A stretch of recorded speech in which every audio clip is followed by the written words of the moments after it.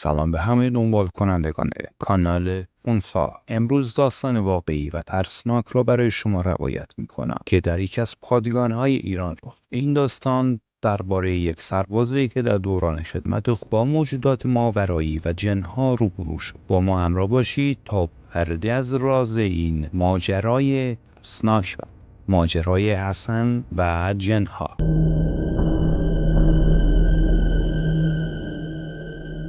در سال 1380 فردی به اسم حسن، یک سرباز جوان که به تازگی به خدمت سربازی فراخوانده شده بود و برای دوره آموزشی به یکی از پادگان‌های دورافتاده در دل کوهستان‌های کردستان اعزام شد. پادگان قدیمی و متروکه به نظر می رسید و داستان‌های زیادی درباره آن میان سربازان می‌چرخید. از همان ابتدای ورود حسن متوجه شد که چیزی در پادگان درست نیست. دیوارهای قدیمی، راهروهای تاریک و صدای جیرجیر درها همه نشان از یک جای عجیب و مرموز می‌دادند. شب اول حسن و دیگر سربازان تازه وارد در خوابگاه جمع شدند و می‌خواستند بخوابند. هوا تاریک شده بود و باد سرد کوهستانی، اونم مناطق کردستان، از شکاف‌های پنجره به داخل می‌وزید. همه خسته و بی‌حوصله بودند. هیچ که حوصله خودش هم نداشت. اول صبح تا آخر شب بدو داشتن. الان میخوان بگیرن بخوابن. اما چیزی در هوا بود که همه رو مضطرب میکرد و ترس رو به دل همه میانداخت. حسن که به سختی خوابید، اما نیمه شب با صدای زمزمه‌های نامفهومی بیدار شد. او ابتدا فکر کرد که صدای خوابهای سربازان بی ربط هم تختی خودشه، اما وقتی که گوش تیز کرد متوجه شد که صدا از راهرو بیرون میاد.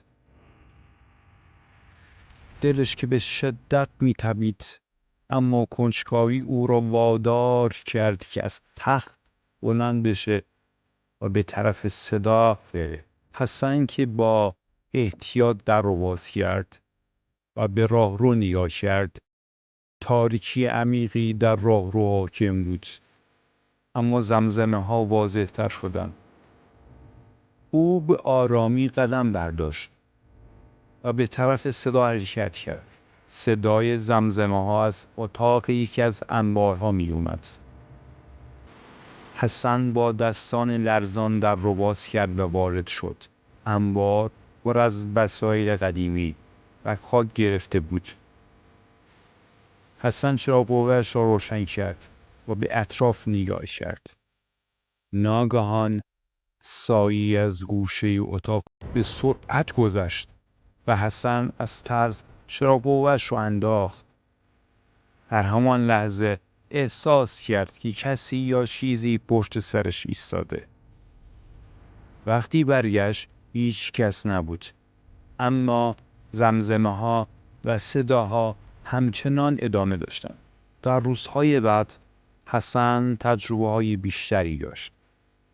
هر شب صداهای عجیب و غریب و سایه های مرموز او را بیدار می کردن. یک شب وقتی که حسن برای نگهبانی شبانه مسئول بود، ناگهان صدای پای سنگینی از دور دست شنید. او به سمت صدا حرکت کرد و ناگهان چهره مرموز و ترسناک از تاریکی بیرون آمد. حسن از ترس به خود لرزید و متوجه شد که با یک جن واقعی روبرو شده. جن با چشمانی درخشان و صدای زوزه مانند او نزدیک شد. حسن با تمام توان خود به سوی خوابگاه دوید و تلاش کرد تا از آن موجودات ماورایی فرار کنه. در حالی که صدای تعقیب و زوزه های جنها از پشت سر حسن به گوش می رسید، بالاخره به خوابگاه رسید و در را پشت سر خود بست. اما ترس و وحشت او هرگز تمام نشد و روزهای بعد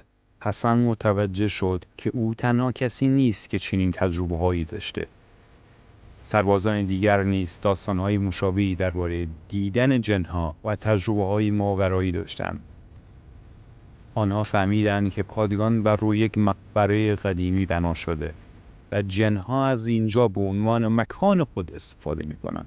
یکی از سربازان قدیمی‌تر به حسن گفت که سالها پیش در همین پادگان یک حادثه مرگبار رخ داده. گروهی از سربازان در یکی از عملیات‌ها به طور مرموزی ناپدید شده و جسد آنها هیچ وقت پیدا نشد. از آن زمان به بعد این پادگان به عنوان مکانی تسخیر شده شناخته شده و هیچ سربازی جرأت نداشت پاش به این پادگان باز بشه. حسن و چند سرباز دیگر تصمیم گرفتند که پرده از این راز تاریک بردارند. آنها شبانه به تحقیق در پادگان پرداختند و به دنبال سرنخ‌هایی از جن‌ها و مقبره‌های قدیمی گشتند.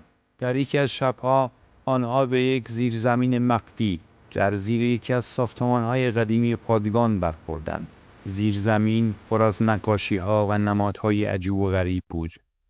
حسن و دوستانش متوجه شدند که اینجا محل انجام مراسم‌های ماورایی و جادویی بوده. در حالی که آنها مشغول بررسی بودند، ناگهان صدای زوزه‌های جن‌ها از اطراف به گوش رسید و سایه‌های مرموزی شروع به حرکت کردند. حسن و دوستانش با تمام توان از زیر زمین فرار کردند.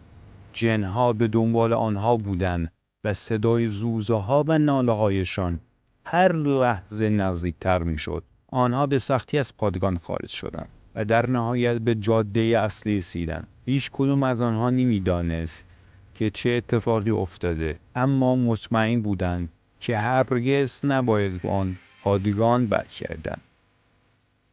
آیا این داستان واقعی است یا تنها زاده ترس و خیال سربازان؟ نظر شما چیست؟